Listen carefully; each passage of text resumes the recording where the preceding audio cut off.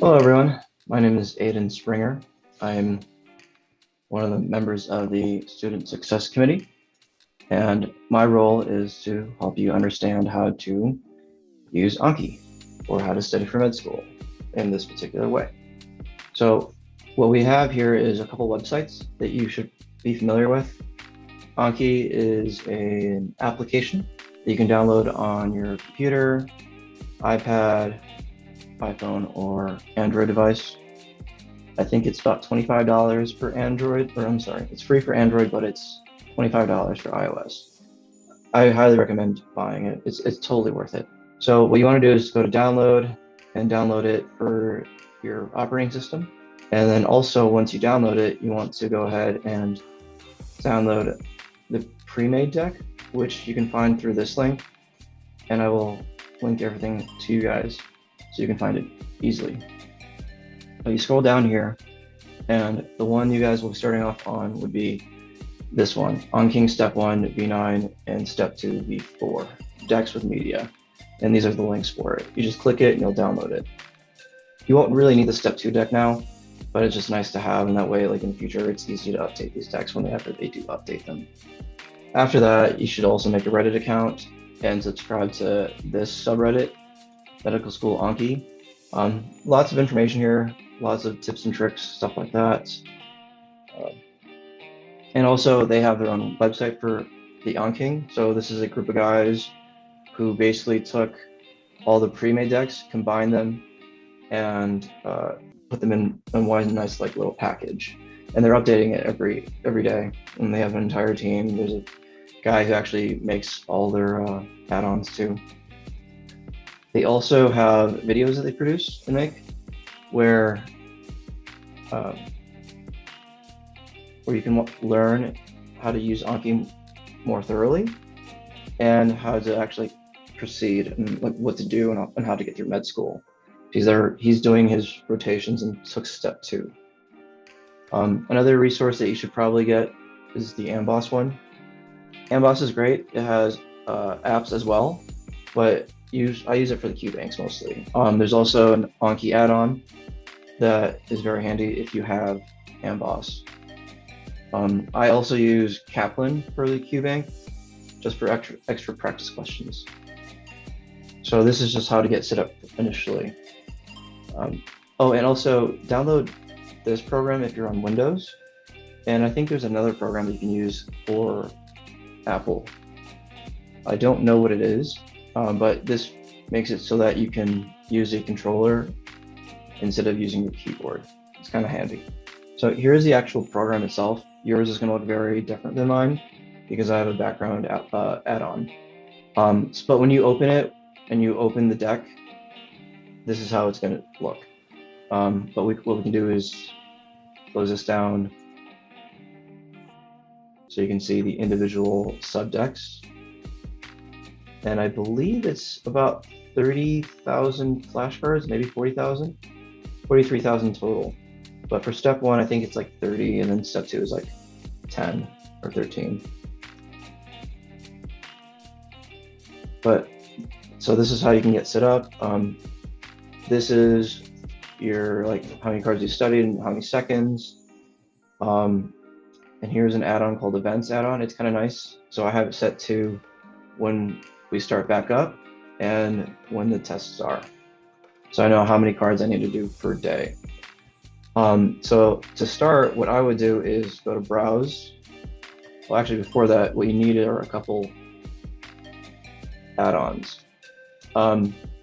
Here are the add-ons I would suggest to get you started, and they're pretty easy. You don't obviously need all these add-ons, but there's a few good ones. I would say this one for sure. This one's kind of handy. So the Amboss, I'll show you what the Amboss add-on does, but I would download that if you have Amboss. This one makes it so the buttons down here are colored and it's a lot easier to see. Card info during review, you probably won't need this. I just like to see how I'm doing on certain cards. Countdown to events, that's this. Custom background is all this if you want it. Deck stats is very important. It can show you like how you're doing and what cards are coming or how many cards you have to do the next day or the next coming days, stuff like that. This, it's pretty handy. So basically when you're doing a card, you can actually edit the field underneath it. So you don't have to click edit. You'll need this to actually go through the search tags and all that and how to browse them. This is if you want to make your own cards. Leaderboard's just fun. You can add friends. You can compare how you each are doing in terms of like how many cards or retention rate or anything like that. Rememorize is another handy add-on. It's more for advanced users, but if you want to move cards around easily, this is one way to do it. You can have it and just kind of disable it, and then once you get comfortable in looking up how to do stuff, you can enable it. More stats, pop-up dictionary, pop-up Wikipedia. You don't really need those because you have Amboss, or if you don't have Amboss, do one of these two. Heat map is nice. I'll have to show you on my account now what it looks like. Special fields you will need, because I think with the new card layouts, you do need it. True retentions and other stats. So definitely get these add-ons, and the way you would get them is you would, looks like, get add-ons here, browse add-ons, and it will take you to a web page. I pretty much just download things that are highly rated, but just to get started, I would suggest, like, again, Amboss, this one, deck stats, countdown, tags, and heat map, true retention. And I think that's it. Maybe edit if you like to type your own notes. But that'll get you started. So the way this will work is once you get all those, this is what your browse should look like, or something similar. So you'll notice down here there's like V9, step 1 V9, so you click it, right? And that's how you can search for the different third-party resources, or how they're organized. So this is Boards and Beyond. This stands as a book. First Aid, obviously. NBME, I'm not sure what that is. It must be like how they were finding them on tests. Pathoma, Osmosis, and Sketchy is probably the next like big one. Anyway, so when you start, what you want to do is go to the whole collection. Send this out. You want to hit, you want to select it all. Okay, might be a little slow because there are a lot of cards here. So it's a little laggy, but you want to select all and then hit right click and toggle suspend. So that way all the cards are locked. That way you have no cards to do here. But since you guys are just starting, let's say we want to do a couple bugs or something, right? So you would go to Sketchy Micro, or I'm sorry, you go to Browse, go here, step 1 being version 9, Sketchy Micro, Bacteria, and you would go to Bacteria, Gram-positive cocci, Staph A. So then let's say you watch the Sketchy of Staph A, you just watch the video, unlock all these cards, and right now it's only set to 20 new cards as a limit. So then after watching the video, you would just do the cards. The way I try to do this is I set the limit to like 20 or 30 cards at a time. So let's say I finished all 20 cards. I'll move it up to 40 and it'll give me another 20. But for right now, I'll just leave it at 20. And the way it looks is kind of like this. So you want to, after watching the video, you want to do this. You want to do the cards right after watching the video, because it'll be more fresh in your mind and you'll get a sense of what they're asking. So you want to try and guess whatever this is, or whatever this is, anything that's in the blue. It's called a closed deletion. So you have meats, mayonnaise, custard, and you just hit, I hit spacebar on mine or A on my controller. But if you look down here, that's how it's set up. And here are the tags. It's kind of nice, or not tags, but the extras. So you can see like that. Here's all of First Aid that's associated with it. Here's a Sketchy that's associated with it. Additional resources. And if you don't know it, you hit again, show answer again. Good. I don't really use easy all that much. I try not to, because it's just better just to learn it as it is like this. So again, you would guess whatever that is, hit good, and eventually it will go down to 0. And that's kind of your daily goal. But also, you don't want to just keep hitting spacebar or hitting good because you think you know it. You really want to test your knowledge on it. So it's just, these are just flashcards in a sense, right? You can always add cards too. Typically, I don't really add that many cards. If there's something that, like a piece of information that I can't find that's in the, or that's not in the deck, but I know it's true, you can go try to find a card that's similar and then hit and just put it under lecture notes or under the extra somewhere. And also settings. So you click on yours, it'll look like a gear wheel. You'll hit options, and the settings will be different for everyone. What I would suggest doing is following the Anking's recommended setup, and I believe it's a video.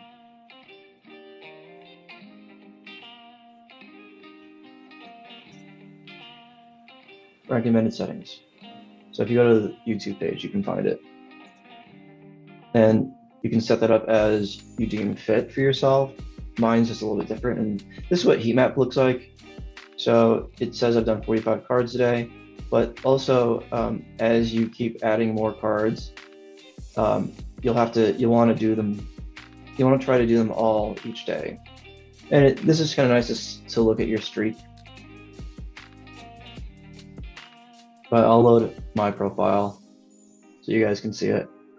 Oh, one other thing. So let's say that this sync feature syncs to the cloud, which is very nice. Because if something happens or something gets screwed up, it's easy to go back and find it. So you can say, this was that new one I showed you guys. This is my main account. So you open back up, and it'll replace whatever one you're on, and they're time stamped. So you can see which one you want to do. So I'm just going to open this one up and show you how I do it on a daily basis. So this is heat map, and so you can tell like the lighter colors are where I've done more cards. The dark colors are like almost no cards. And you'll notice, like especially on the holidays, there's just like no cards. But if you mouse over it, you can see how many cards are roughly due that day. It's not set in stone because you're going to keep adding cards. But anyway, here are the stats. So let's go to collection. So I'm starting Neuro, Endocrine, and Repro over the summer. And you can see like tomorrow I have 570 cards due. So this is really nice to kind of plan things out. And you can tell like reviews, all that, card counts. And it's nice to have all these stats. But that's just something I like. Like I said, there's a streak down here. Oh, the Amboss feature. Let me show you that. So on Amboss, like these greenish underline things actually reference to the Amboss website. And you can kind of click around and it'll take you there. And it pops up like this little toolbox. It's great. I don't use it a whole lot. Like unless there's something I just don't know, then that's where I'll like mouse over and click it and read it a little bit more. But typically I just pretty much hit show answer, hard or good, whatever it may be. Dex is how you go home. And you also want to sync frequently, so that way you don't lose any information. Okay, so on a daily basis, I pretty much like wake up around 6:30, and what I'll do is I'll put on the news for an hour, and I'll do a few cards in bed, just trying to get ready, get up, get my brain primed for the day. So you see that if I expand some of these, or the ones that are expanded, they have like only 10 or less cards. So I'll typically do those, like this one. I'll just do it, get it, hit it, move on, and then I'll just do that on my phone until like I'm getting out of bed. Have breakfast at like 8, and around 9 I'll pretty much go hard on whatever unit we're doing. So Neuro I already did today, and I would do that from like 9 to like noon, do all the review cards. Try to squeeze in some new cards before noon. If I can't, then I'll just go to lunch, and then in the afternoon I'll add about 100 to 200 new cards. It depends on the unit and how fast you want to do it. But just by doing these little cards, once you get the thick of it, it's about 150 to 200 cards, and that's easy to knock out and like just kind of just watching TV to get primed. But then when you're in the thick of it in your unit though, it could be like, I think I got up to like 2,000 cards in a day. But my method is I'll basically bum rush it for the first 2 weeks. And I think for GI, it was like 300 new cards per day. And so you would just hit this gear wheel, change this, and like just do intervals of 20 up until like 300. So I was at 300 for right now. Basically, I would do 300 new cards per day, and that would add on to whatever review cards I had to do for that day. So from previous units, it kind of adds on, but the nice thing is if you keep up with it, all your cards should be pushed further and further out, so you have less old cards to do. In the middle of the year, you're probably looking at like 300 or 400 review cards total from the previous units, but it's trying to do these new cards that can be kind of a hassle. Like there's a lot of them. Each unit deck has between 2,000 or 3,000 cards. Cardio is probably the biggest with, so cardio here only has 2,000 cards. Doesn't sound right. So it only has 2,000 cards. Okay, that's probably correct. And then when you have to add in the farm cards, so we're looking at what, like 2,500, and then you have bugs up here and a couple of drugs up here. But this whole deck is probably, yeah, that's like 5,000 cards for El Not a Cop. It's named after a user who made this deck. But like GI, I think is about 2,000 cards. Yeah. But for the cardio unit, ours was combined. It was cardio and palm, so I think the total was like 4,400 cards. So it was pretty large. But so like I said, my method for shorter units is I pretty much bum rush it for 2 weeks, and it spikes up to 2,000 cards at its peak. And it can last you all day, but it's medical school, so you're going to be studying all day. As you get better and better, your card count will get faster. You see here, mine's like 6 seconds a card. When you're starting out, it's probably going to be like 15 seconds a card or 20 seconds a card. But as you get more familiar with the wording and the buzzwords, you can probably get it down to like 6 or 7 pretty easily. So when you're starting a unit, for you guys, it'll be under immunology, and it's basically going to be immunology and then Pathoma chapter 1 and 2. I would do all those cards. 3 you can kind of get started on. You don't really need it all that much. And then there would also be some biochem and molecular biology, probably some pharmacy, pharmacology cards as well, and some bugs. But as long as you do them and you do them right, it should be all right. So the way that I have it planned, like I said, I peak at like 2,000 cards, probably like the 2nd or 3rd week of the unit. And then the next 2 weeks, like 2 weeks before the test, I'll keep doing the review cards, and there should be no more new cards. And during those 2 weeks, what I'll do is I'll do practice questions off of Amboss or Kaplan. And I think typically for each unit, each body system unit, it's about 400 total between the two. So it's about 200 here and 200 here. And I'll start those 2 weeks before the test. First week, I'll do Kaplan. I think they're about medium difficulty. I don't get them as right as I do Amboss, and that's just because of exposure. And as you start doing them, you start picking up patterns on how to do questions. When I start Amboss the week before the test, though, I typically do a lot better on these compared to Kaplan. They are harder questions, but because I've had more exposure to questions and I've kind of solidified my knowledge with the cards, it's a little bit easier.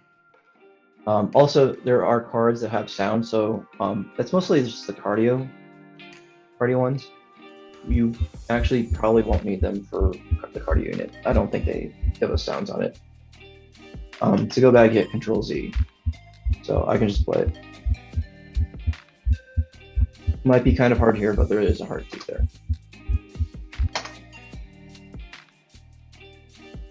So I sync often too. In terms of settings,